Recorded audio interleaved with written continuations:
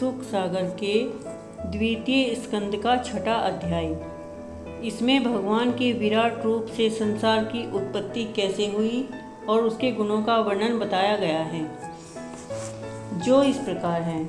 ब्रह्मा जी बोले, हे वत्स नारद, उस विराट के मुख से अग्नि तथा छंदों की उत्पत्ति हुई। उसकी त्वचा से सारे धातुएं, अन्न, मधुरा आदि छह रस से अधिष्ठाता वरुण उसकी जिह्वा से उत्पन्न हुए। इसके पश्चात यह जो हम लोगों के प्राण अर्थात जो पवन की उत्पत्ति का स्थान है, वह उसकी नासिका है। फिर उस भगवान की द्राणोदय से अश्वनी कुमार, देवता, औषधि और समस्त सामान्य तथा विशेष गंध उत्पन्न हुए। फिर इसके चक्षु इंद्रिय के रूप और रूप के प्रकाशक नेत्रों की उत्पत्ति हुई तथा स्वर्ग और सूर्य उस विष्णु जी के नेत्र गोलक हुए।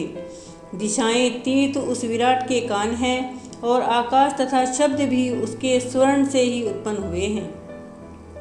इस प्रकार उन विराट भगवान ने अपनी त्वचा से स्पर्श, वायु और सब यज्ञों से उत्पत्ति स्थान को प्रकट कर अपने रोम से समस्त वृक्षों को, पाषाण, लौह, मेघ तथा बिजली को अपने सिर के केशों से और दाढ़ी मूछ के बालों, नखों से उत्पन्न किया।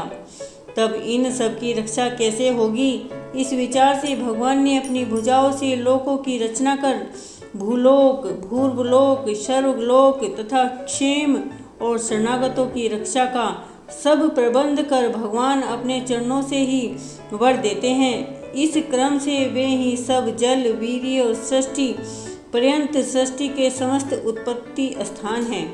संसार में यह जो संतान संबंधी स्त्री पुरुष का सुख है, वह विराट रूप की जिह्वा है। मल त्याग का उत्पत्ति स्थान पायु इंद्रिय है।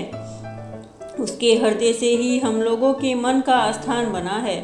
उस विराट पुरुष ने ही गुण संयुक्त मुझे, तुम्हें, सनत कुमारों को और अपने हृदय से उत्पन्न उस शिव, मरीचि सहित सब देवता, दानव, मनुष्य, हाथी, पक्षी, मृग, सर्प, गंधर्व, अप्सरा, यक्ष, राक्षस, भूतगण, नाग, पशु, पितर, सिद्ध, धराधर, वृक्ष और जल थल सहित आकाशचारी अनेक प्रकार के जीवों, ग्रह, नक्षत्र, तारा, धूमकेतु, बिजली, मेघ और जो कुछ भूत, भविष्य तथा वर्तमान दिखाई पड़ता है, सबको उस विराट पुरुष ने ही उत्पन्न किया है। यद्यपि वह एक बालिशत से कुछ भी अधिक बड़ा था, तथापि आज वह इतने बड़े संसार को आच्छादित कर रहा है। इस प्रकार देखा जाए तो वह विराट पुरुष ही सबका भय रहित और मोक्ष स्थान है। कारण यह है कि वह कर्म फल से परे है, यही उसकी महत्ता है। वह ईश्वर ही सबका स्वामी है। हे ब्राह्मण, यह समस्त पृथ्वी उस ईश्वर के एक चरण के बराबर नहीं है। संसार में जो कुछ भी है, वह सब ईश्वर परमात्मा के अधीन है। अमृत, क्षेम तथा अभय महलोक के ऊपर और इस प्रकार क्रम से जनलोक, तपोलोक और सत्यलोक में स्थित है। परंतु नैष्ठिक, ब्रह्मचारी, वानप्रस्थ तथा यतियों के आश्रय त्रिलोक के बाहर हैं। गृहस्थ जनों का आश्रय त्रिलोक के भीतर है। हे वत्स, एक विद्या दूसरी अविद्या अर्थात दक्षिण और उत्तर, ये दो मार्ग सबके लिए प्रशस्त हैं। इन्हीं दोनों मार्गों से भोग तथा मोक्ष प्राप्त किए जाते हैं। अंड और विराट में कोई भेद नहीं होता, दोनों ही उस शुद्ध सत्ता से उत्पन्न हुए हैं, जो ईश्वर और परमात्मा के नाम से कहे जाते हैं। हे नारद, जब मैं इन महात्मा पुरुष की नाभि से उत्पन्न हुए कमल से उत्पन्न हुआ, तो मैंने पुरुष के अंगों से शिवा और कुछ यज्ञ सामग्रियों को नहीं जाना, परंतु बाहर आने पर मैंने यज्ञ की सब सामग्रियों को भली भांति विचार कर संग्रह किया, क्योंकि मुझे पुरुष के सब अंग प्राप्त हो चुके थे। मैंने अपनी युक्तियों से सब कुछ करके देख लिया था। जब मैंने यज्ञ की सब सामग्रियों को एकत्र कर यज्ञ पुरुष ईश्वर को यज्ञ के द्वारा प्रसन्न किया, तब मुझे ऐसा करते देखकर तुम्हारे भाई इन नव प्रजातियों ने भी सावधान होकर इंद्र आदि रूप से व्यक्त पुरुषों की पूजा कर उन्हें संतुष्ट किया।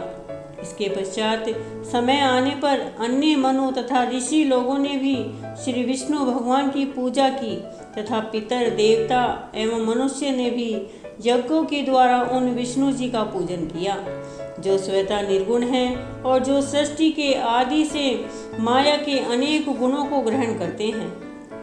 उन नारायण भगवान में यह सारा संसार अधिष्ठित है। हे नारद, मैं उन्हीं भगवान की आज्ञा पाकर सृष्टि की रचना करता हूँ। उन्हीं के वश में रहकर महादेव जी संहार करते हैं और वह परम मायावी पुरुष रूप से संसार का पालन करता है। हे तात, तुमने जैसा मुझसे पूछा था वह सब मैंने तुम्हें बतलाया है। भगवान के अतिरिक्त इस कार्य कारण रूप सृष्टि में और कुछ करने वाला नहीं है। मैंने जो कुछ किया वह सब उन्हीं की कृपा है, क्योंकि मैंने सस्नेह हृदय से उन विष्णु जी की उपासना की है। बस इसी कारण से मेरी वाणी कभी मिथ्या नहीं होती। इस प्रकार मैं जो कुछ भी गति विगति सोचता हूँ वह कभी मिथ्या नहीं होता। इसका कारण यह है कि मेरी इंद्रियां कभी असत्य मार्ग में नहीं पड़ती। मैं साक्षात वह वेदमय तथा तमोमय हूँ, जिसे प्रजापति भी प्रणाम करते हैं। परंतु इस प्रकार के निर्गुण योग में स्थित रहकर भी मैं उस ईश्वर को नहीं जान सका जिसने हमें जन्म दिया है। यद्यपि उन मंगलमय कल्याण कारक अपने शरणागतों को आवागमन से मुक्त करने वाले भगवान को मैं नित्य ही प्रणाम करता हूँ, यद्यपि मैं उन्हें आज तक पूर्ण रूप से जान ना सका। जब भला मेरे जैसा सावधान तपस्वी भी उनका परिचय न जान सका, तब श्रद्धालुजन उन्हें कैसे जानेंगे। जब भला उन परमार्थ स्वरूप ईश्वर को न मैं जानता हूँ और न तुम लोग जानते हो, तो अन्य देवता कैसे जानेंगे। परंतु वह ईश्वर स्वयं कर्ता अधिकारिणी साधन और कर्म रूप है। वही महाप्रलय में सृष्टि करता, पालन करता और पुनः उनका संहार करता है। वह आदि अंत से रहित अभेद और अद्वैत है। वह सब संदेह से रहित और स्थिर है। वह शुद्ध तथा केवल ज्ञान है। उसे शांत मन से शुद्ध अंतकरण वाले ही जानते हैं। वह दुष्टों को, कुतर्कियों को नहीं दिखाई पड़ता।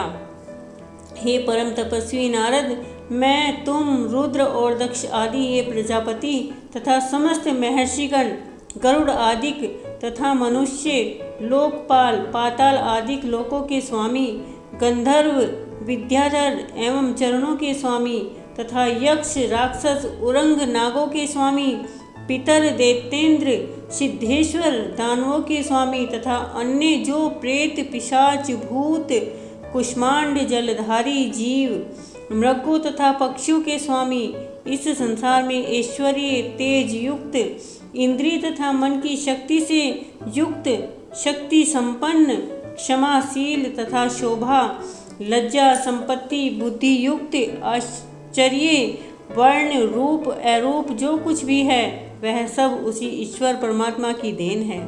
हे मुने, अब मैं तुम्हें उस महापुरुष ईश्वर की मुख्य लीलाओं को बताऊंगा, जो उन्होंने अवतार लेकर पृथ्वी का भार उतारने के लिए किए हैं। इन्हें तुम ध्यानपूर्वक सुनो। बोलो श्री कृष्ण भगवान की जय।